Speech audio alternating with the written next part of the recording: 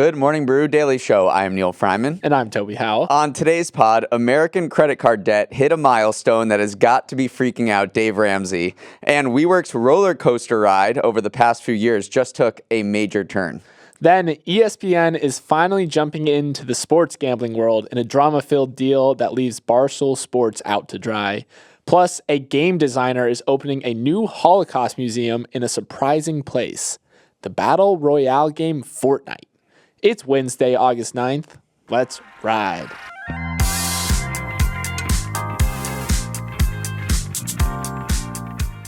Okay, so I played a board game. It was Settlers of Catan against Toby last night. And let me just say, if you want a calm, relaxing game night, Toby is not your guy. I mean, this was the most intense board game experience I've ever had. You could see this kid's competitive genes kick in. There was pacing. There was yelling. I think there was even a little foaming at the mouth. Neal is being so mean to me. That's why. Was I? Settlers of Catan allows you to target certain players, and I felt like I was being unjustly targeted by you and your brother. So I'm surprised we're sitting here together today because I didn't think we were going to make it to the studio this morning. It got intense for sure. Neal ended up beating me, so there you go. Congrats to Neal. I know, but Toby, all honesty, Toby is way better, and he was guiding me along. So thank you for your guidance and your mentorship in Catan. Toby's really good. He plays online a lot. So if you want to play, Toby, do you have like a username or something? I'm gonna keep that username secret because I don't want people targeting me. You know, gotta maintain my competitive advantage. Congratulations, Neal. That's what we'll leave it at. Everyone, give Neal congratulations. Thank you. We'll pause there and let everyone do it. Now we're done. All right, let's jump into our top story where we have big news out of the sports media world. Last night, the gambling giant Penn Entertainment and the media company Barstool Sports announced they were splitting up. And yes, Neal, there is drama because Penn dumped Barstool for another suitor, the worldwide leader in sports, ESPN. So remember, Penn took a stake in Barstool back in 2020, valuing the company at around $551 million, with the idea of merging its presence in the gambling world with Barstool's presence on every frat bro's Instagram page. The marriage got a little rocky over time as Barstool and Penn tried to roll out the Barstool Sportsbook nationwide, but was often met with regulatory resistance due to Barstool's reputation in some cases. So enter ESPN. They provide a much bigger reach than Barstool with a squeaky clean image. Penn is paying ESPN $1.5 billion over the next 10 years for the right to be its sportsbook provider, with the pair rolling out ESPN Bet in 16 states this fall. Neal, pretty seismic deal, not only for Barstool is left out to dry, but it's wild to see ESPN finally fully embracing gambling. Right. So Bob Iger, who's the CEO in his previous stint as CEO, he was like, we are not getting into gambling because we are the House of Mouse. We are this family-friendly institution that you come to for your kids' entertainment, and we don't want to be associated with those, unsavory bettors over there. But it's just crazy how the tide has turned since the Supreme Court allowed states to legalize sports gambling. I think about 30 states now offer legal sports wagering, and ESPN is in some dire straits right now. It used to be Disney's cash cow, but as users have cut the cord on cable, ESPN is looking for new revenue streams, and this seems like a pretty natural extension, and Bob Iger has kind of changed his tune. Yeah, absolutely. And you know what I think is kind of funny too is Bob Chapek, which was the CEO in between Bob Iger's stints. His thing, he's like, I'm kind of want to do sports gambling, and Bob Iger was always against it. But this was like the one thing that Bob Chapek did that Bob Iger's like, all right, fine, I'll give you this one, Bob. But I would like to call out, it's not a sure thing that this is definitely going to succeed because Fox Corp and Flutter Entertainment, they created Fox Bet a few years ago, and it's barely made a dent in the U.S. gambling landscape. It's under 2% market share. So it's one of those things where on paper it makes a ton of sense. Like ESPN is by far the biggest sports provider on the internet. So it probably should succeed, but it's not a guarantee that it can just break into a market that's kind of dominated by FanDuel and DraftKings. Right. We put up a chart on our YouTube page right now that says that shows how dominant FanDuel and DraftKings are. Looks like FanDuel has 37% of the market and DraftKings has almost 25%. And the analysis here was that FanDuel and DraftKings don't really need ESPN. Why did Penn is quite a small player in the U.S. market as we're looking at this chart, and it's like, why didn't ESPN partner with someone bigger? Why did they go with someone who's more a regional player, who's smaller? And that's because DraftKings and FanDuel are doing just fine on their own. They don't think they need maybe, you said ESPN has a pristine reputation and all of that, but their reach is kind of lessening in this new age where sports media is a little more fragmented and going into places like Barstool that people are just like, I don't really need ESPN as my news provider anymore for sports, except they do carry a lot of the live games. They have a lot of those rights that we talked about yesterday. So I'm just nervous about the journalistic integrity associated with this deal too, because now that ESPN's incentives are aligned with the gambling market, anything that they report on that moves a line in either direction ends up benefiting them in some way. So I'm sure they will take a lot of necessary precautions, say all the disclaimers that like their editorial initiatives are separate from their gambling initiatives. But I do just, part of me is a little sad and a little nervous that like this reporting is going to directly influence ESPN's bottom line. They do already have gambling shows. They have gambling shows, but now they are directly profiting off of, because they own their own sportsbook at this point. Let's quickly touch on the Barstool thing, because Penn bought Barstool in 2020, paid over $500 million in total for a stake, and now, according to reports, is kind of just giving it up for nothing back to the founder, Dave Portnoy. It's kind of a sign that this deal did not work out for Penn at all. It thought it could use Barstool's leverage on digital platforms to as a use for acquisition for its sports books, but it just did not work out. And it's kind of saying, all right, Barstool, let's just go our separate ways. You weren't exactly what we needed to grow our gambling presence in the U.S. Yeah, and you kind of see Penn's stock jumped. At one point, it was up 30%. It settled around 10% by the market close. So people clearly see this as like a positive. I mean, ESPN is bigger than Barstool, no matter which way you cut it. And I mean, the reports were that Dave Portnoy was getting his stake in Barstool back for $0. There were some stipulations that went on top of it. If they eventually do sell again, Penn would receive 50% of that like liquidation event. So a lot of people are saying like big win for Barstool because finally they have control. They don't have like these regulators breathing down their neck again. So they got in a lot of trouble over stuff they said. And it stopped them from getting gambling licenses in certain states. For sure. All right, moving on. I've got a big round number alert, which I feel like we need a sound effect for. There you go. Anyway, last quarter, Americans' credit card debt shot up to more than $1 trillion for the first time ever, according to numbers released by the New York Fed. That's $193 billion more from the start of the year and $264 billion above April 2021 levels, which was the lowest point since the beginning of the pandemic. So what's going on? Well, everything is more expensive. Inflation has made things cost more, and rising interest rates have only made things worse. Plus, more people are just getting credit cards, so it stands to reason that more credit cards in circulation will lead to more debt. There are 70 million more credit card accounts open now than before the pandemic in 2019. So this might all sound like a 3-alarm fire for the economy, $1 trillion in credit card debt, but it really isn't. Context is everything. And as the financial advisor Josh Brown points out, the economy, household net worth, and home equity have all grown much faster than credit card debt since the pandemic started. As it stands now, credit card debt is just 6% of the total deposits households have in the bank, which is about the lowest percentage in 2 decades.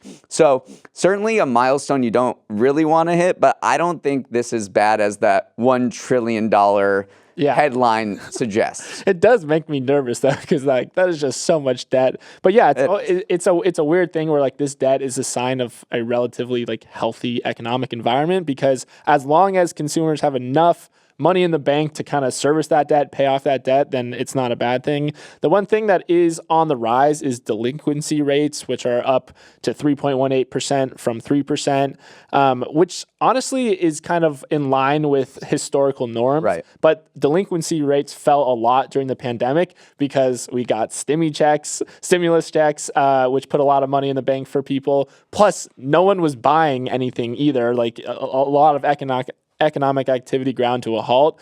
So that was definitely like a magical time where delinquency rates fell, and now we're seeing it return to kind of normal levels. Yeah, and I want to talk about the fact that other kinds of debt Americans are in a really good position for because of low interest rates, and they locked in those low interest rates in 2020 and 2021. Specifically, mortgages. I mean, 73% of outstanding mortgages in the U.S. have a rate below 4.4% right now because everyone refinanced back then.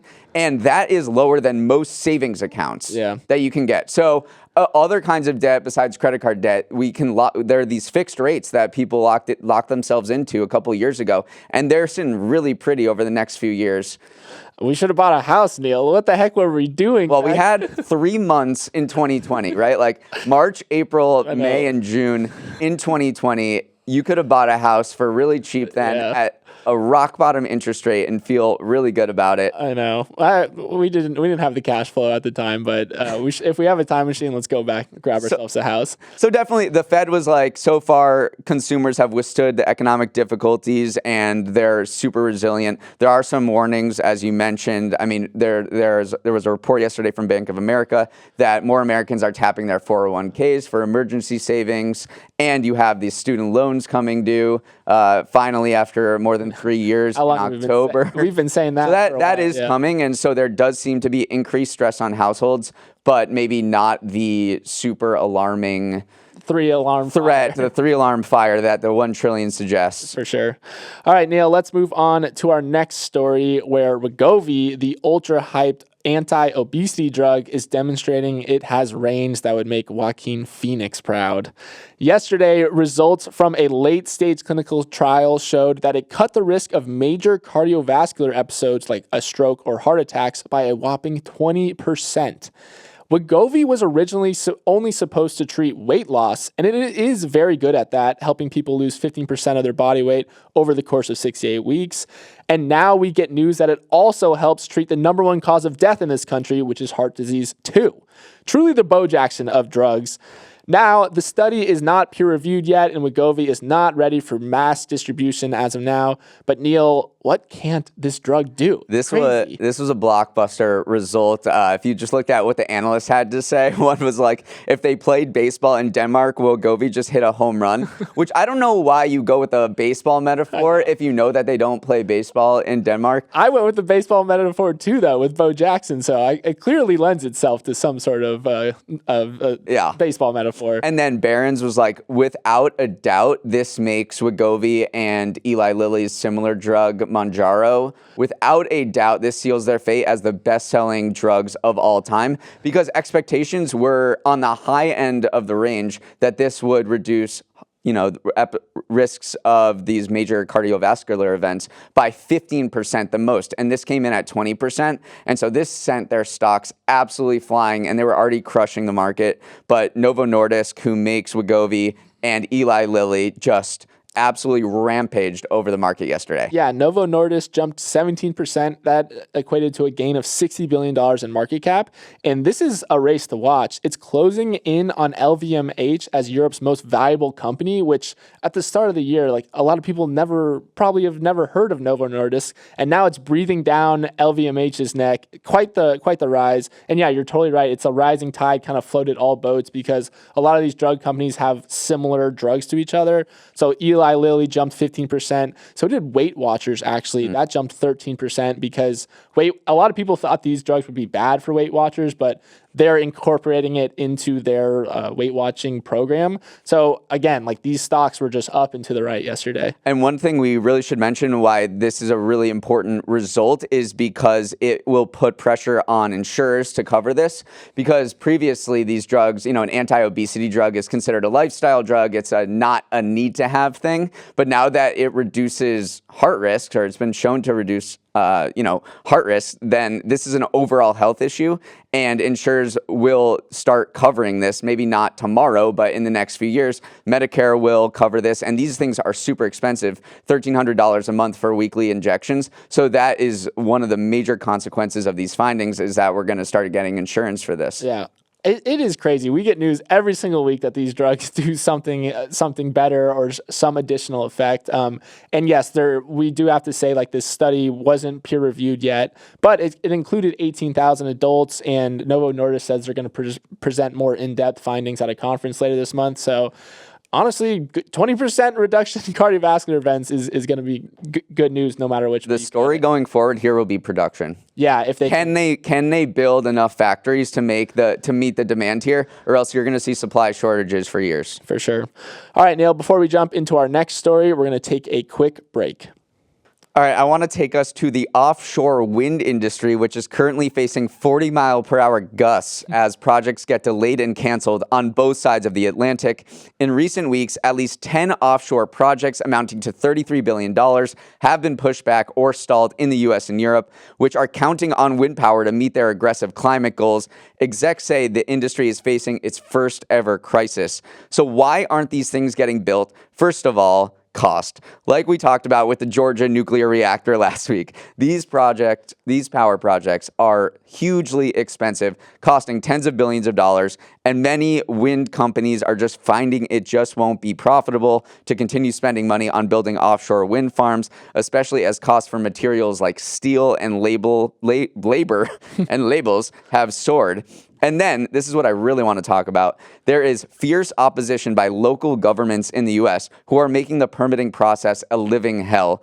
Despite a big push by the federal government to build offshore farms, cities and towns across the U.S. are saying, "Not in my backyard," also known as NIMBY. According to the National Renewable Energy Laboratory, 461 municipalities put zoning restrictions on wind turbines as of last year, which is quadruple the number from 2018. These offshore wind farms are just running into all sorts of problems. Yeah, it's tough. And the one that people have kind of been keying in on it's called Ocean Wind 1, which is the largest offshore wind project to clear a federal regulatory hurdle. That's happening about 15 miles offshore of New Jersey. And that's what was crazy to me, is that there's all these "not in my backyard," all these NIMBYs saying it's bad for property values, it's bad for tourism, it's bad for the environment. But the thing I looked up is, how far can the human eye see on a clear day? The human eye can only see 3 miles, and this is 15 miles offshore. So I don't buy the "not in my backyard" argument. It's so, I understand where they're coming from, but I looked it up. Like, we can only see 3 miles, and that's 15 miles offshore. This is in Ocean City, New Jersey, and a lot of us on the podcast have been to Ocean City, New Jersey. You're underestimating how crystal clear those waters and that sky is, man. It is beautiful down there. But yes, there's been a huge mounting opposition to it down in Ocean City, and this is seen as a proxy for battles up and down the East Coast. There are 31 projects in development from Martha's Vineyard, Cape Cod, all of these beach towns, and a lot of residents there are saying this is over-industrialization of our area. We want to keep our beaches pristine. They are employing tactics that some would say are not so accurate. Like you just mentioned, a big thing has also been the fact that surveys for wind projects are going to kill whales. And marine experts say that is just simply not true. And they've kind of lobbed a bunch of other false accusations in their campaign to stop it. But they filed a lawsuit, and they could very well win. And you can tie up companies with a local permitting process. It is, I'm not going to say the word, but a B word on for any developer to do anything in a local government. Yeah. As anyone who's on like a zoning or planning board knows. Yeah, I think it is just the double. They're just getting caught in between angry local governments, and just like inflation has been destroying these wind farms, because one Swedish developer had to shelve a project off the coast of Britain because costs ballooned 40% to $16 billion. Like, we're talking in the billion range. It is very similar to the nuclear power plant we mentioned that just opened in Georgia. Like, these things, over the long run, they're net positive, like they are a more renewable energy source. But in the short term, like, dang, it hurts. It hurts the wallet. You're seeing local, America has a very strong local rule, right? Like, we love our state governments. We love our local governments. We don't want the federal government telling us what to do.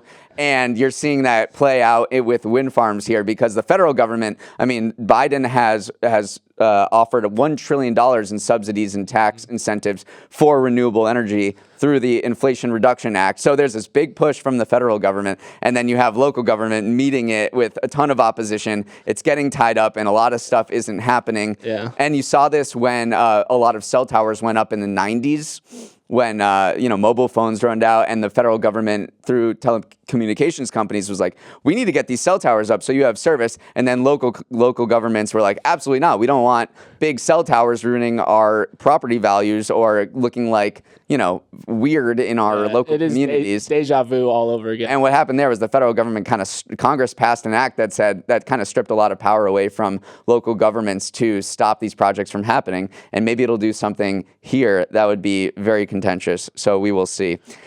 All right, moving on to our next story. I said it on a podcast on Monday. You can't beat a comeback story. WeWork, no, just kidding. There's no comeback story here. The struggling co-working company warned yesterday that its future is in substantial doubt and that it could soon file for bankruptcy as its financial position dwindles from bad to bankruptcy level bad. It is a remarkable fall from grace for a company that just 4 years ago was one of the most valuable startups in the world at a valuation of $47 billion. At one point in 2018, WeWork was the largest occupier of office space in New York City, topping JP Morgan. But just like Icarus, WeWork soared too high, too fast, and it got burned. CEO Adam Neumann left the company in disgrace. Its valuation plunged. It scrapped its planned IPO, and then COVID ripped out the office market from under it. There are so many documentaries you can watch to understand this story, but it's truly not in a good place right now. Yeah, it's down 96%. Its stock is down 96% over the last year. To me, though, it's always been a little confusing because WeWork has said that their offices are back to what their pre-pandemic occupancy rates were. They're 72% full. So, the company technically did recover to where it was pre-pandemic. And that was the other thing, is that a lot of analysts and a lot of, at least the narrative within WeWork, was that the pandemic and remote work and this move to hybrid work was actually going to help WeWork because people wanted more flexible working arrangements. But I guess that just hasn't come to fruition, and their debt load is just too big. Yeah, I think they say they saw a lot of churn from membership, so people were going into WeWorks, but maybe not finding it valuable enough for them, so they canceled. And they saw a net loss in total occupancy and memberships over the last quarter. But I was one of those people where I'm thinking, I'm a CEO. I have employees in maybe 6 different cities across the U.S. or the world, and I want them to get a little office environment and maybe a few days a week so they can meet each other and work on projects. Why not get a WeWork in LA, Chicago, Salt Lake City, wherever you are, and bring your employees back there? And I was like, oh, this is going to be great for WeWork, this new hybrid working arrangement, this gradual return to office a few days a week. Yeah. But it's just too expensive, I think. Yeah, that may be working for them, but they just have too much office space that they built up during the Adam Neumann era that it's just their profitability is just not going to work out, even if they get more people back. Yeah. And here's the other thing, too, that confused me is IWG is another flexible office lease company that actually lets building owners and floor owners lease out their desks to workers. They're killing it. They had a 48% surge in profits for the half year. They made $252 million in profit in the first 6 months of this year. So clearly the flexible office model can work as long as you structure the economics correctly. It's just WeWork went too big, too fast, zero interest rate phenomenon, bought too much office space. So I guess RIP WeWork. We can't say RIP WeWork yet, but it's teetering for sure. I know in a few weeks I'm going to actually say a comeback story about WeWork and it won't be a joke. All right, Neal, let's move on to our last story, which takes us to the world of video games, where Fortnite maker Epic Games just made a bold decision to open a virtual Holocaust museum within the game. So why is this a bold decision? Well, Fortnite is not exactly a serious place. You can hit emotes, play as characters like a humanoid banana, and it's more known for its no-scoping than its introspective content. But the game designer Luke Bernard behind the project is all aboard the Fortnite hype train. That's because the game has over 239 million monthly active players, giving Bernard's museum a much larger reach than an IRL museum could ever hope for. And with a 2018 study finding that 80% of Americans have never visited a Holocaust museum in person, it could be a powerful way to educate people who would have never otherwise otherwise had the experience.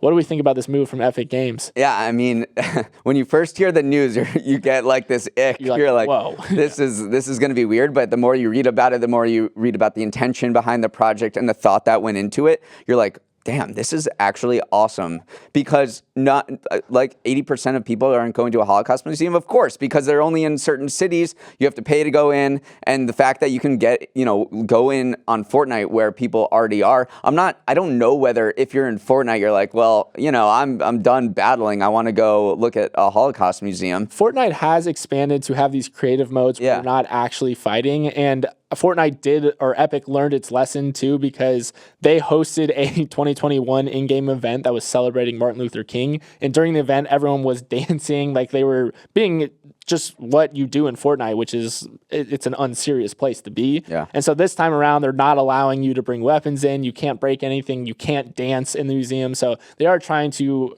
infuse it with as much decorum as you can in a virtual space with these characters.